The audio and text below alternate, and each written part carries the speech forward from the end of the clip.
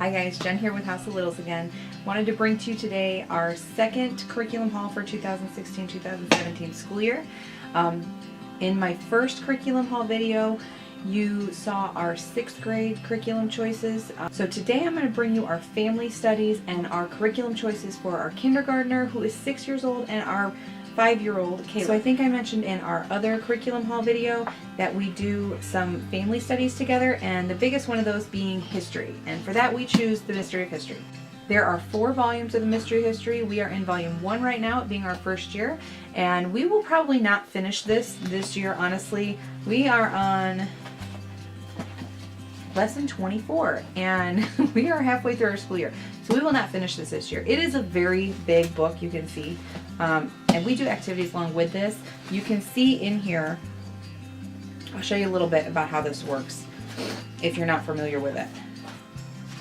So you will do, so here's a lesson we just did. We did Amenhotep the Fourth and Nefertiti.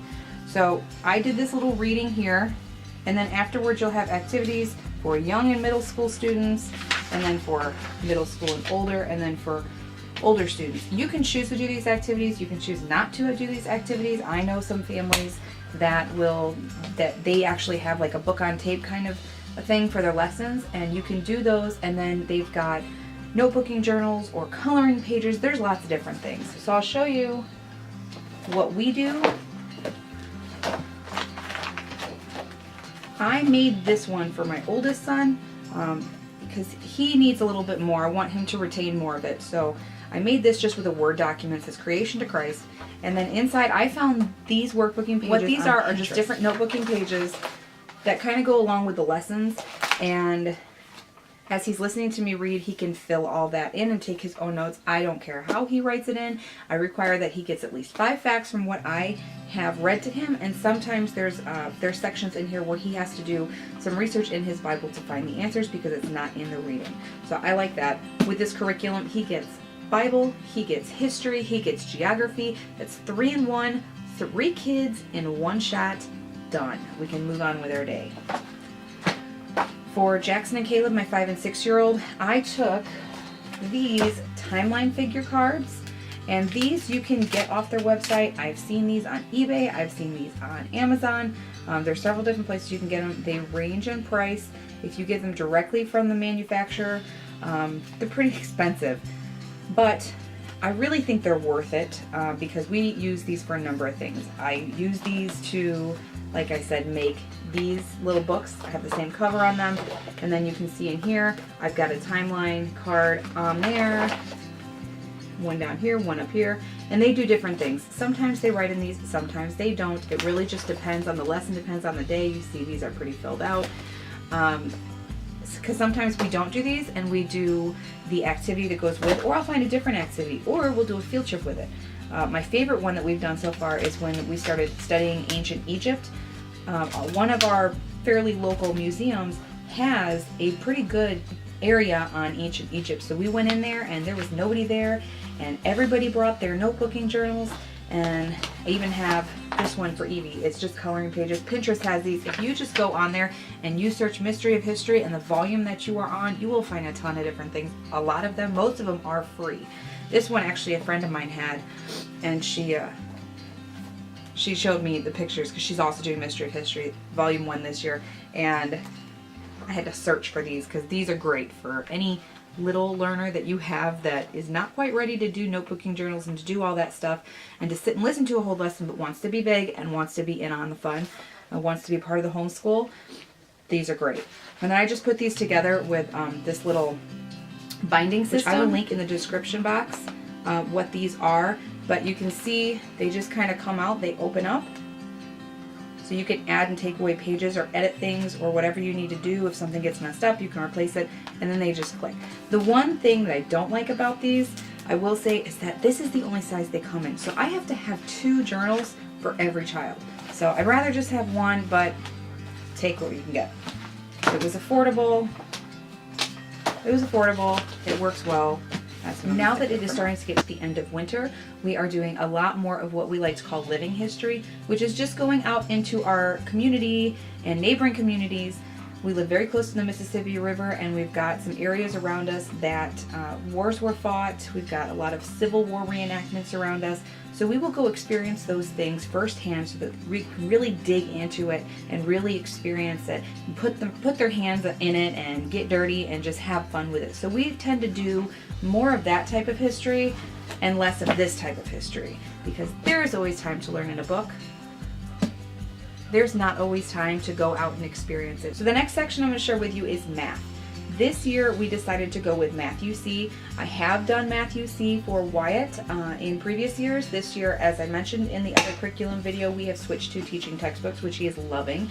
But for earlier years, I think Math UC is going to work really well, at least for my boys. Now for my daughter, time will tell. We'll have to see how she does with it. But we started Caleb with primer this year. We actually started Jackson with primer also, but he blew more in depth, and then there's more content in it as well. So if you're not familiar with Math UC, you have a DVD that is optional that we personally don't use. I started off using it, but they just really didn't care for it. They kind of got bored sitting there and listening to a lecture. But there are manipulators that come with it. They honestly, they look like little Legos. So the boys and Legos, it's a win. So Math UC, definitely something I recommend. The last thing we have to show is language arts. Now for handwriting, I do handwriting without tears. Jackson is loving this. Caleb will start it next year, but for Jackson, this is what we do. So for phonics, we do explode the code at this age. Now, I will switch them over to Rod and Staff at some point in time. With Wyatt, he switched over at 3rd grade to Rod and Staff. I really just felt he was ready for it. I don't know when Jackson and Caleb will do that. It just kind of depends. I go individually. I'm guessing somewhere around 3rd grade. Maybe it'll be 4th. Who knows? But until then, we do explode the code. Caleb is going through the A, B, and C right now. Jackson is in book 1. I don't have their workbooks to show you. I'm showing you all of our teacher books because when I get the workbooks, I rip them apart, and I have a whole other system that I use for organization for them to be more independent. And I will show that in another video when I do my classroom. For our reading, we do Teach a Child to Read in 100 Easy Lessons.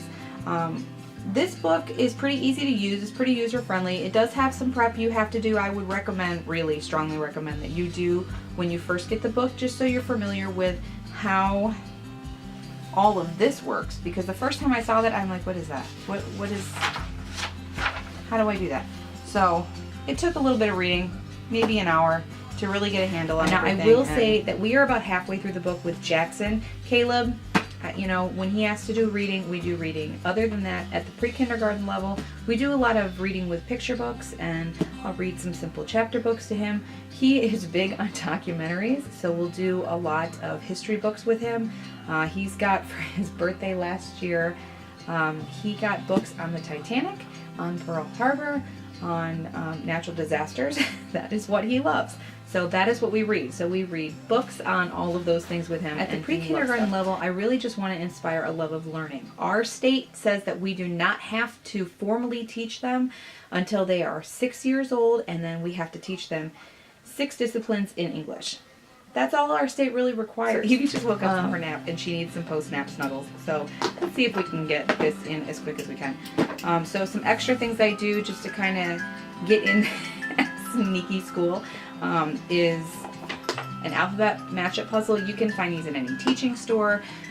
There's nothing specific with this brand that is extra special or anything. It's just an alphabet matchup puzzle. I found at Aldi for $4.99. If you're familiar with Aldi at all and their weekly deals that they have, this one. So this one, I got this. I actually got this when Wyatt was real little. He has what's called an expressive language delay, which pretty much means he has a hard time getting what's in here out of here. So it leaves him being very frustrated, and he can't put things, he couldn't put things in order of what he needed and what he wanted, and telling people and expressing that to people. So, and then he also had a hard time following directions, more than 2-step directions. So this was highly recommended from his then speech therapist, and turns out that Jackson also had some speech delays. So I used a lot of this and some other tools with him, and this did help a lot. So, and it's just kind of, for your mainstream kids, this is a great thing too. You can, again, get these at any learning store. The last one, and perhaps the one that and I think it's the one that we've had the longest, it's very well loved, you can see, is this rhyming game. Now this thing is pretty cool. I have to open it and show you guys. So it comes with these little houses. You get 10 houses, and then it's got the word on the top. So this one says stop, and then you'd find the cards. There's a bunch of these little cards that go with them, and they have to find the. What I would do is I would lay all these houses out like in a semicircle and give them the cards and dump them in front of them, and then they would match them with where they go. So you see stop, so you would put chop, hop, mop, pop, and top all in this house, and then they could dump them out when they were done sorting them all, and they could see if they match. And they could dump them out here and then see if they match. That's probably one of my favorite ones. And that one's more for Jackson since he's learning rhyming and some early... So that is it for our curriculum for 2016-2017. That is everything.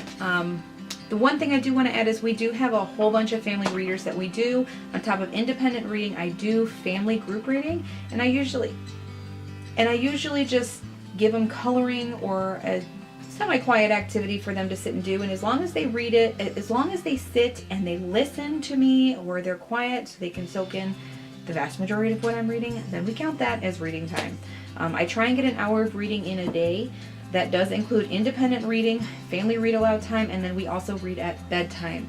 So everything together, that equals about an hour, and I'm happy with that. They read an hour a day. I think that's awesome. I think that's more than I used to do as a kid, probably. I don't know about you guys, but... So in the other curriculum video, I mentioned what everything costs, and I realized after doing this one, I did not mention how much everything costs. The games that I had mentioned, I had gotten those so long ago, I couldn't even tell you what they cost back then. I wasn't as frugally minded as I am now, and I probably paid full price at the teacher store or online and just had it shipped directly, probably paid shipping, so they were probably a lot. But I know you can get them on Amazon now pretty cheap, especially if you have a Prime membership. The Teach Your Child to Read in 100 Easy Lessons I got off of Amazon. I got it as a new or used in excellent condition or something like that, or used in good condition, and I don't think I paid over $15 for that.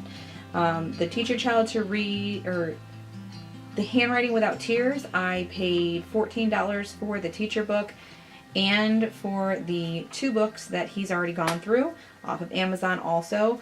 And then Explode the Code, I did the same thing with that. For the 5 books that I have for Explode the Code, I paid under $20 for all of that. So thanks again for watching. I hope this video was helpful and that you enjoyed it. And don't forget to like and subscribe.